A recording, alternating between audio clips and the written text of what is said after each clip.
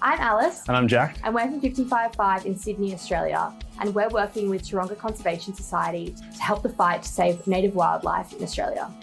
Australia's native animals are some of the most unique in the world. Koalas, kangaroos, emus, echidnas, platypus, the list goes on.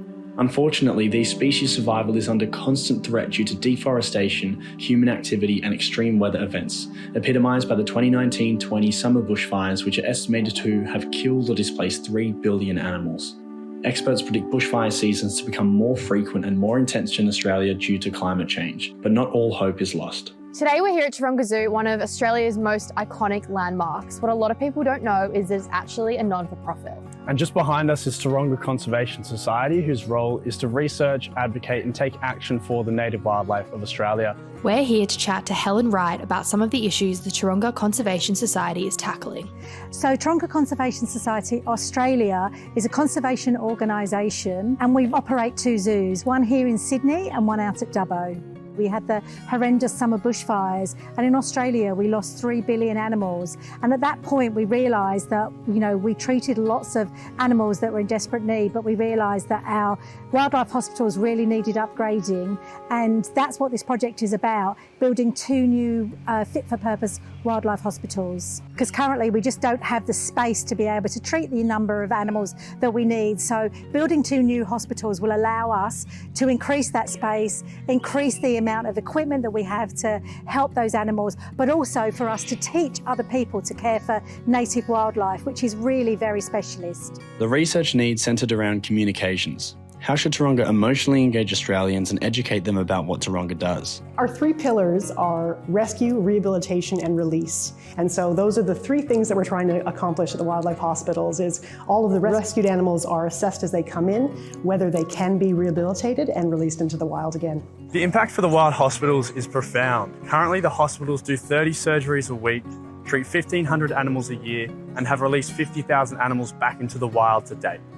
Being over 40 years old, these facilities, technology and spaces are no longer fit for purpose to meet the rising demands of native wildlife.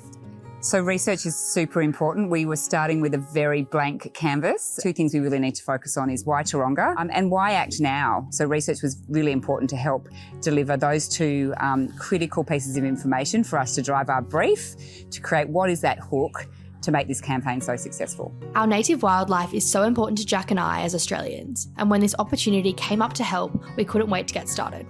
We devised a 5-stage approach with the ultimate goal to explore, unlock and land on a clear path ahead for Taronga as they prepare for their public campaign. We began with a kick-off session with the Taronga Conservation Society core team to align on our approach.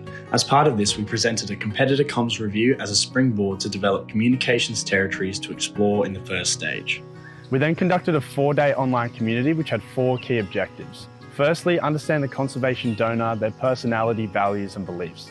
Secondly, understand openness to donation amongst conservation organisations.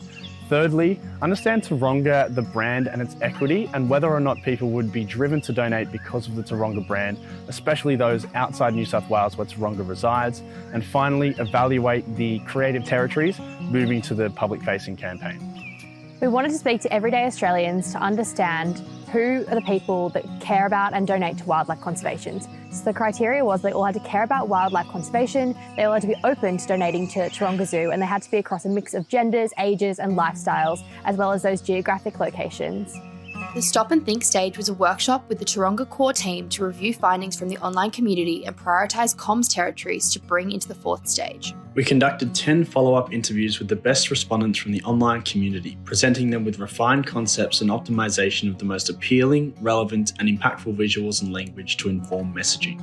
Finally, we wrapped up the project with a workshop session, providing them a final report and a creative brief which included optimised concepts and key insights on the most impactful messaging.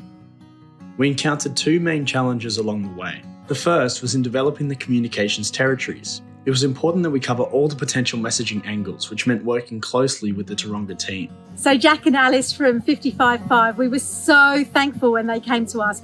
This has been an absolutely incredible project. They have delivered beyond the brief, and we are so grateful and have learned so much within this project. The second was in presenting these to consumers in a way that was intuitive. Due to the nature of online communities, all the activities are uploaded and preset in advance. Many respondents do them in their own pace before the deadline. The downside of this is that there's no real-time moderation or clarification like you would find in traditional focus groups. As a way around this, we innovated by using methodology from brand positioning projects called brandcepts and used these in our comms development. We called these concepts. These are some of the concepts we tested in the community, which we then refined within the individual depth interviews to land somewhere where Taronga felt really confident moving forward in their public campaign. There were 4 key insights that we discovered. Taronga as a brand is viewed positively, invokes nostalgia, but isn't strong enough to drive donation on its own, especially for those respondents outside of Sydney.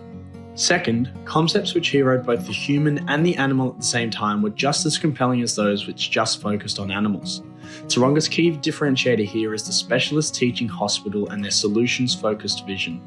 Seeing the work that humans do and the care that they have for the animals really helped to drive donation intention. Collective language is galvanising, language that unites Australians and reminds us of our collective responsibility to protect our animals.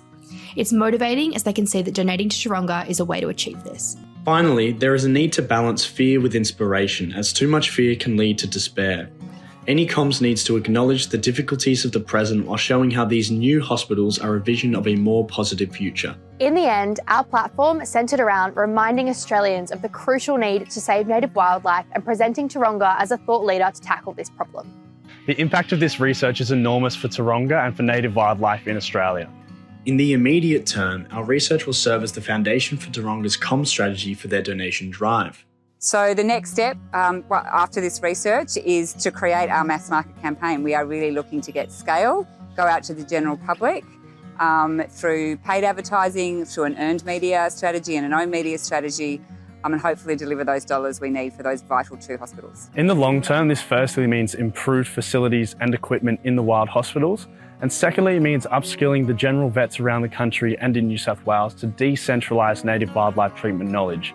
In the long term, they also want to bring in vets from around the world, thus spreading the knowledge worldwide. Our methodology of turning the brandcepts into concepts and then into creative evaluation will be able to be utilised by organisations around the world who may not be able to afford costly research methodologies like focus groups.